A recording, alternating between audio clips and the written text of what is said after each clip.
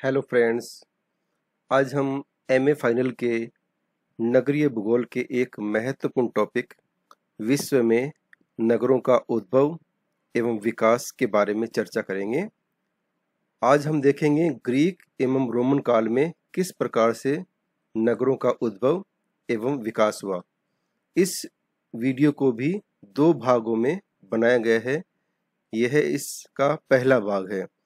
इससे पहले भी जो विश्व में नगरों का उद्भव एवं विकास हुआ है, इससे संबंधित 2 वीडियो अपलोड किए जा चुके हैं।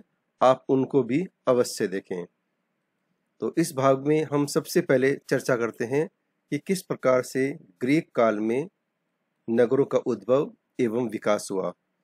8वीं शताब्दी ईसा पूर्व में भूमध्य सागर के उत्तरी किनारे पर स्थित एजियन सागर के निकटवर्ती भागों में औपनिवेशिक नगरों का जन्म प्रारंभ होने लगा था। यूनानी नगरों को हेलेनिक नगर भी कहा जाता है। यहाँ पर कृषि भूमि के लिए उपयुक्त भूमि का अभाव था। इस कारण यूनानियों ने व्यापार और उपनिवेशीकरण की ओर अपना हाथ बढ़ाया। व्यापार उपनिवेशीकरण बढ़ जाने के कारण यहाँ नगरों की वृद्धि तेजी से होने लगी। यहाँ पर मुख्य रूप से एथेंस, स्पार्टा, कोरिंथ, मेगारा, बिजान्टियम आदि नगरों का उदय हो चुका था। यहाँ इन दोनों स्लाइड में आप देख सकते हैं, ये एजियन सागर है और इसके आसपास का जो तटीय भाग है, इसमें किस प्रकार से नगरों का विकास हुआ। और इस दूसरी स्लाइड में जो एथेंस, स्पार्टा आदि जो नगर दिखाए गए हैं और ग्रीस से किस प्रकार से इनका जो ट्रेड रूट था वो किधर की ओर था और किस प्रकार से इन्होंने नगरों का विकास किया, ये इसमें दिखलाने का प्रयास जो है वो किया गया है। इसी समय एट्रुस्कन लोगों ने वेई, पीसा तथा सीना जैसे नगरों का विकास किया। एथेंस अत्यंत प्राचीन नगरों में से एक है, क्योंकि ईसा पूर्व से 13वीं-14वीं शताब्दी में भी इसकी जनसंख्या का अनुमान लगभग 25,000 के आसपास लगाया जाता है। इस समय यूनान के 3 नगर आकार की दृष्टि से सबसे बड़े नगर माने जाते थे, जिनमें मुख्य रूप से एथेंस, सिराक्यूज तथा कार्थेज के नाम मुख्य हैं।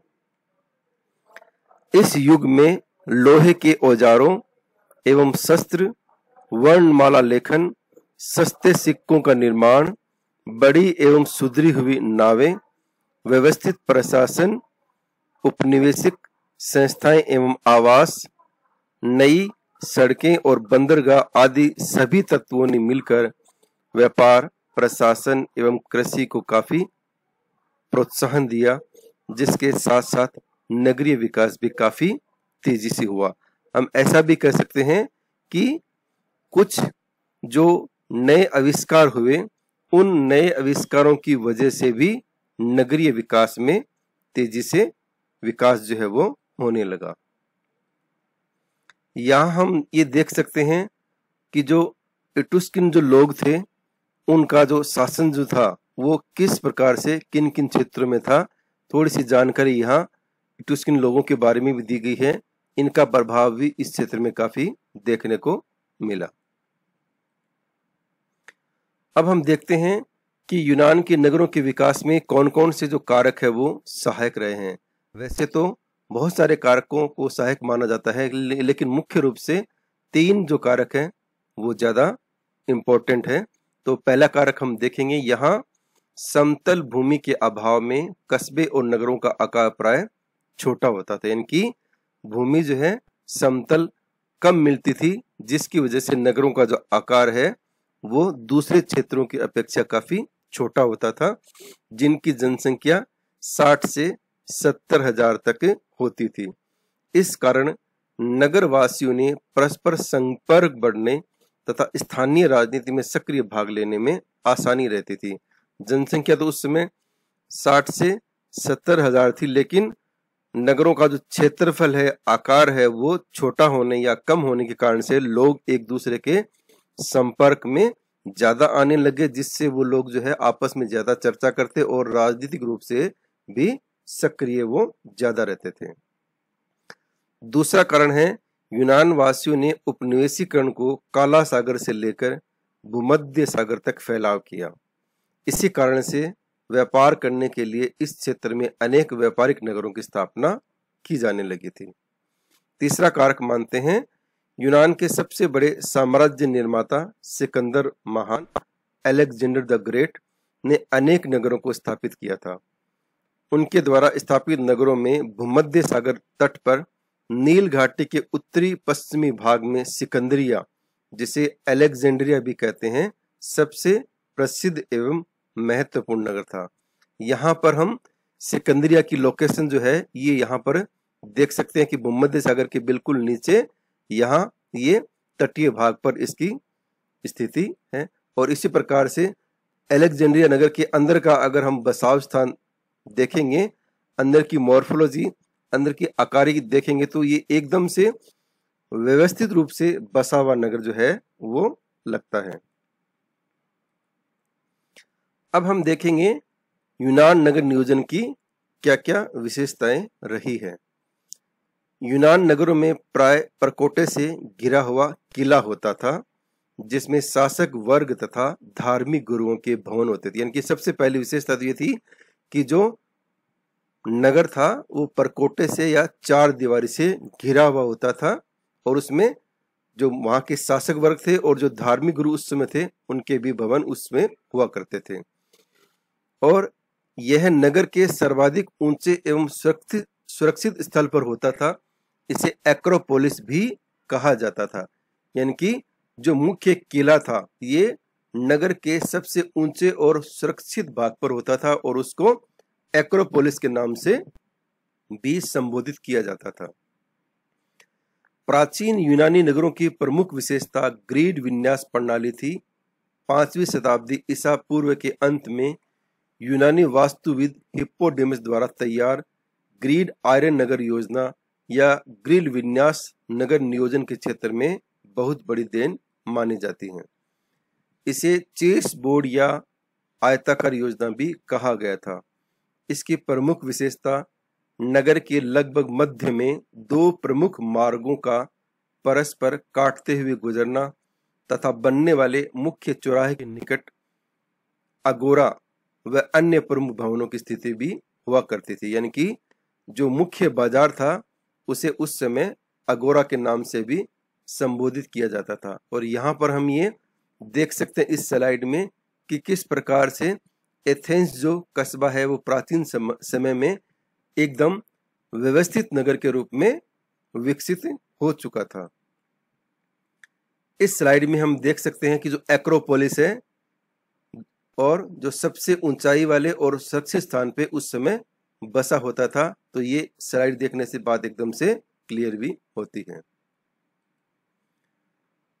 नगर नियोजन से पूर्व यूनान में नगर नियोजन का लगभग अभाव था। यानी कि इस समय से पहले जितने भी नगरों का विकास हुआ उसमें एक वेल एस्टेब्लिश जो नगर नियोजन की जो प्रणाली थी वो कोई विकसित नहीं थी, उसका अभाव देखने को मिलता था। सार्वजनिक इमारतें बहुत कम एवं साधारण प्रकार की हुआ करती थी। यहाँ पर सार्वजनिक सभा स्थल को पाइनक्स भी कहते थे, जहां खुले स्थान पर बैठकर सब लोग राजनीतिक चर्चाएं किया करते थे। अगोरा नगरीय कार्यों का प्रमुख केंद्र था जो बहुत ज्यादा व्यस्त रहता था। उच्च एवं निम्न वर्गों के लोगों के मकानों में कोई विशेष अंतर देखने को नहीं मिलता था। ये इस समय की खास बात भी हम मान सकते हैं कि जो अमीर वर्ग और जो निम्न वर्ग था उनके मकानों में कोई विशेष अंतर देखने को नहीं मिलता था। यहाँ हम ये देख सकते हैं अगोरा, जिसे मार्केट भी कहते थे उस समय, कि किस तरह से ये दिखलाई देता था। ये इस फोटो से थोड़ा सा क्लियर होता है। लगभग सभी नगर सुरक्षित दीवार द्वारा घिरे होते थे। यानी कि नगरों के चारों ओर परकोटा लगभग सभी नगरों में होता था। नगर नियोजन के पश्चात नगरों की दशा में भी सुधार होने लगा था। नगर नियोजकों द्वारा नगरों में सार्वजनिक इमारतें, लोगों तथा वाहनों के आने जाने के लिए सड़क, मकानों की उचित स्थिति, बाजार आदि सभी सुविधाएं प्रदान की जाने लगी थी। नगर का बाजार व्यापार और राजनीति का मुख्य केंद्र माना जाता था। यह नगर के लगभग मध्य में स्थित होता था, यानी कि राजनीतिक और जो व्यापारिक गतिविधियां थी वो लगभग नगर के बाजार में ही संचालित होती थी। नगरों में खुले स्थान काफी रखे जाते थे, यानी कि उस समय भी जो ओपन स्पेस है वो बहुत ज्यादा रखे जाते थे और उनके बारे में बहुत ज्यादा ध्यान जो है वो दिया जाता था।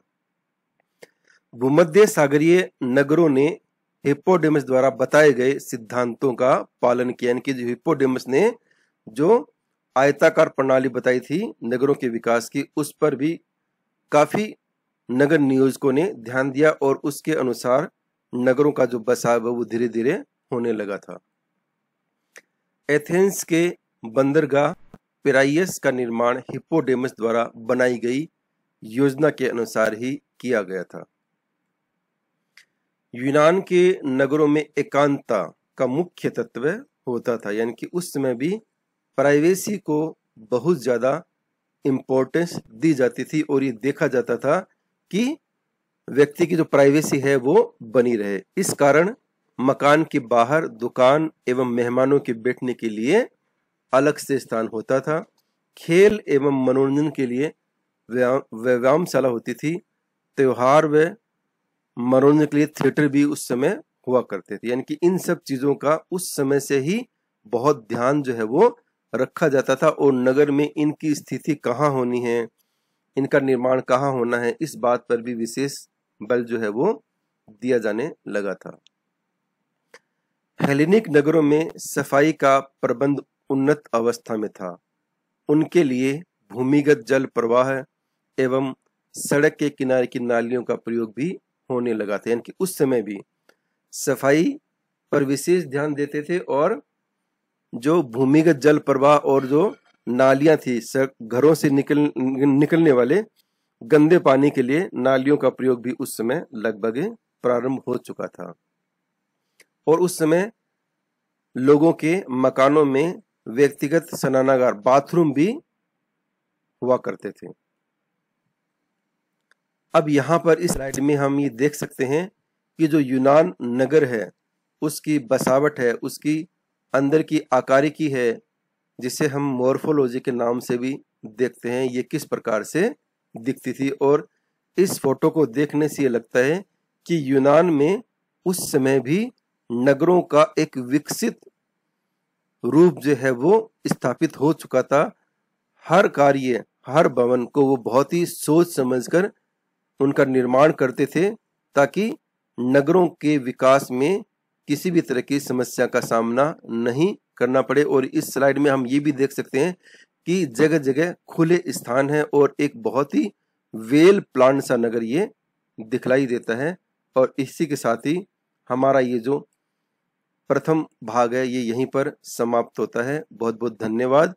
इसका आगे का भाग देखने के लिए इसका दूसरा पार्ट आप अवश्य देखें। Thank you.